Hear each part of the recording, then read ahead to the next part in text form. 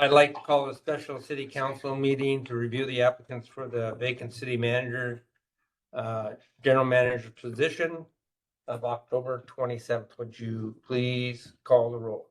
Finnegan, Here. Gass, Here. Bradbury, Matani, Here. Zingy, Here. Goose, Here. Gage. Here. Thank you. Please rise for the pledge of allegiance. I pledge allegiance to the flag of the United States of America and to the republic for which it stands, one nation, under God, indivisible, with liberty and justice for all. Thank you.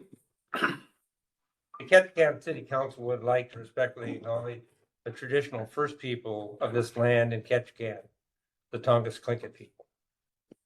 I have no communications at this particular point in time. Is there anybody under persons to be heard? We have nobody to speak to us, so the next item would be an executive session. And it would be a request for an executive session to review the applicants received by Strategic Government Resources, Inc. for the vacant city manager, general manager position for the city of Ketchikan. And before we go into this, I would like to have an explanation from council in regards to executive sessions and what we're going to go into tonight, whether it's going to be enough to reach the threshold of at needed executive session. So Mitch, could you talk about the memo in regards to the Open Meetings Act and specifically that with the change to Public Records Act in regards to applications for the city manager's position? Certainly. City manager's position is obviously the highest executive position in the city, and so it's one in which the courts have found there's a great public interest. And so when it comes to matters of the executive session, there are certain subjects that can be, certain aspects of that applicant that can be considered in executive session.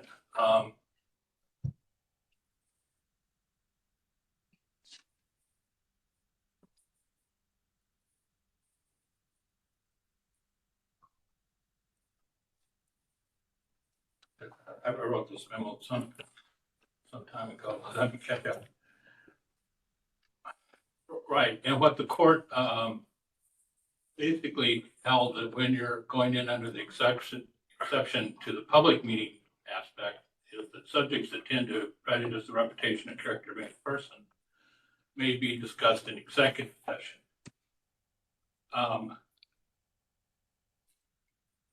That really relates to personal characteristics, and I think particularly if you're looking at comparing, candidates A, B, C, and D, and so forth.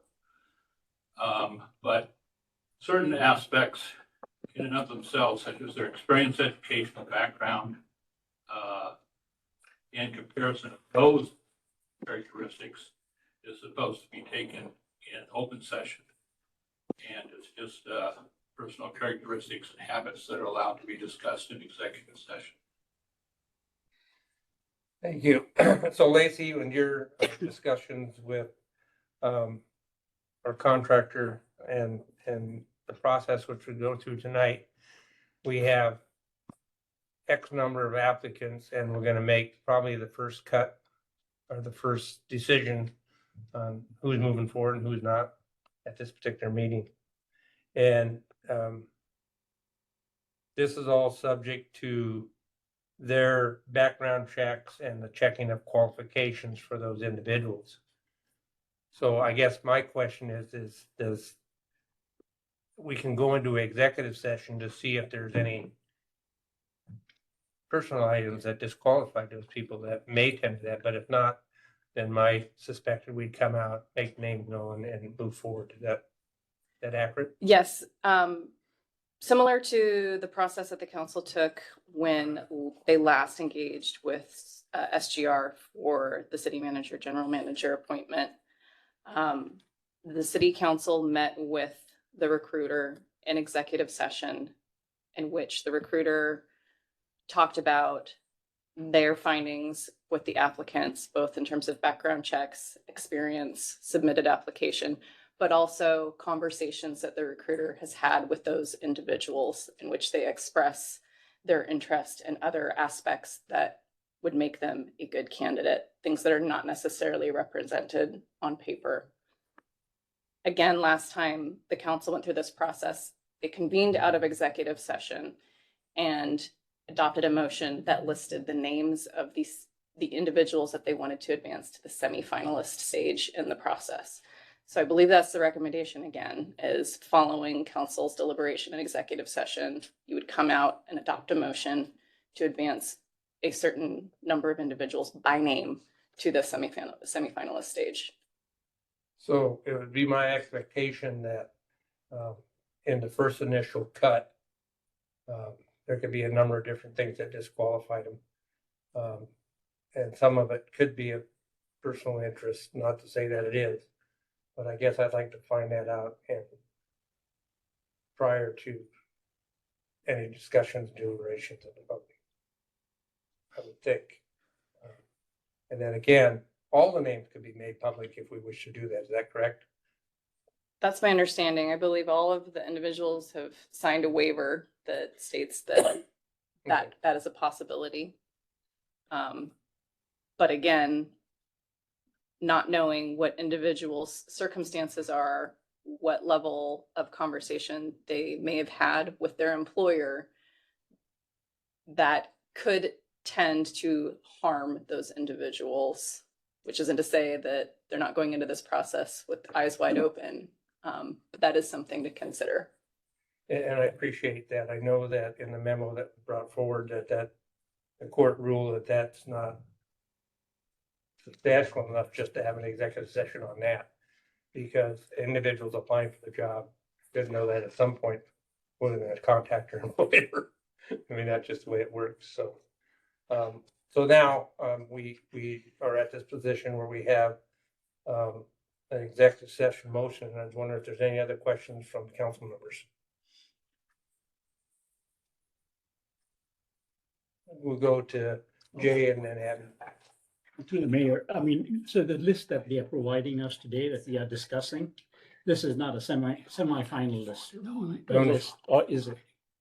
It's the first cut. Okay, Right. because it said And semi-finalist. we're gonna narrow it down to a number of candidates that we're gonna handle for bringing Ketchikan and meeting and discussing their employment at some point in the future.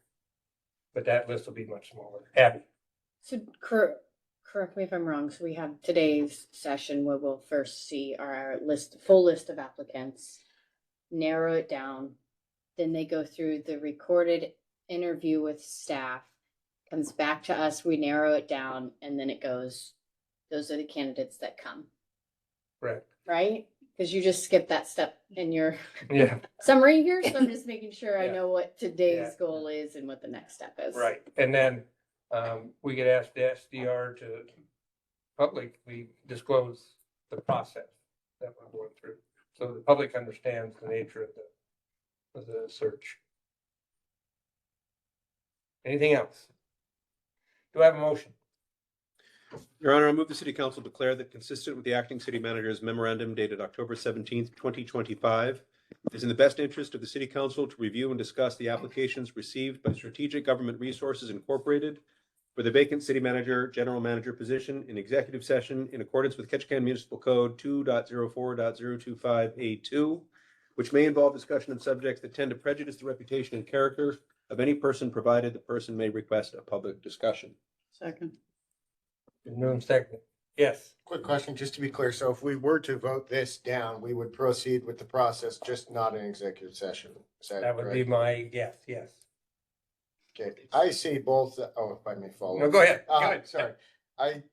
This is a tough one because something that we hear a lot from folks, and it's not always justified, but the perception a lot of times on various different issues is they feel, and we always hear it in election time, people say, I'm gonna be the transparent one. But what the attorney and manager just said also has a very good point. You don't want to damage people who don't get the job. So I have thought quite a bit about it and I kind of see both sides, but I think I'm leaning more towards the super transparent side on this one. So that's kind of how I'm feeling, but I definitely see both sides of the coin. Thank you. Yeah, and then also having discussed this, it gives other individuals the opportunity to drop out of, they don't want further public scrutiny, but that's up to them. All right, anybody else?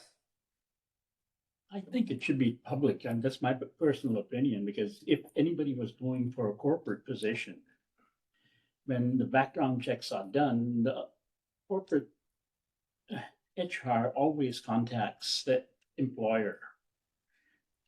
So why is this different? Again, this is a preliminary round. A lot of times you get a job opening, you get mass amount of people that apply for it, qualified and unqualified for various reasons. So I'm just thinking that we're moving forward and it's up to the will of council. Abby? And I do agree with the transparent, conversation about the candidates, but I think out of respect for this is a career for any individual. I feel like this round, like you said, is so preliminary. I mean, I don't even know how many candidates we're walking into. Hopefully it's a big pool, but, if it's 30 or 40 people and we're cutting in half, why potentially ruin 40 people's career just for us to look at qualifications? I think as we start to narrow it down to 15 or 6 or 3, that's when that public scrutiny can definitely come in, because now they know like they're in it for the long haul. So that's just, I do support the transparent, just not at this level. Anybody else? Hearing and seeing none, would you please call the roll? Bradbury, Yes. Gage, Yes. Zingy, Yes. Coos, Yeah. Matani, Oh, Gas, No, Finnegan. Yes. And that passes you on to 5-2. At this time, we'll recess into executive session.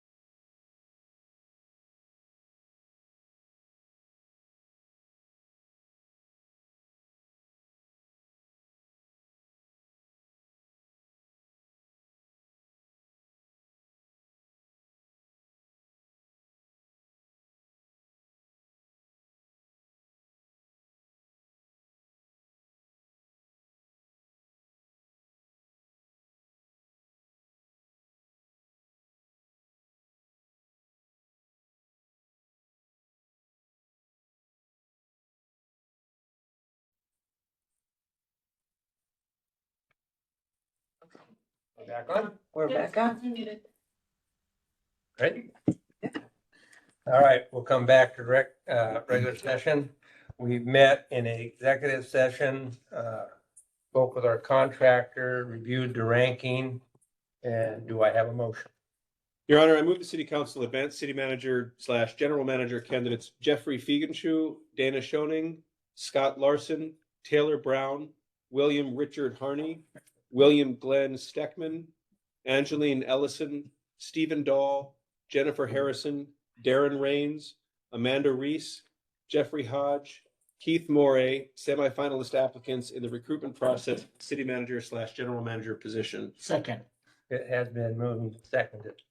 Is there any discussion? The clerk's got.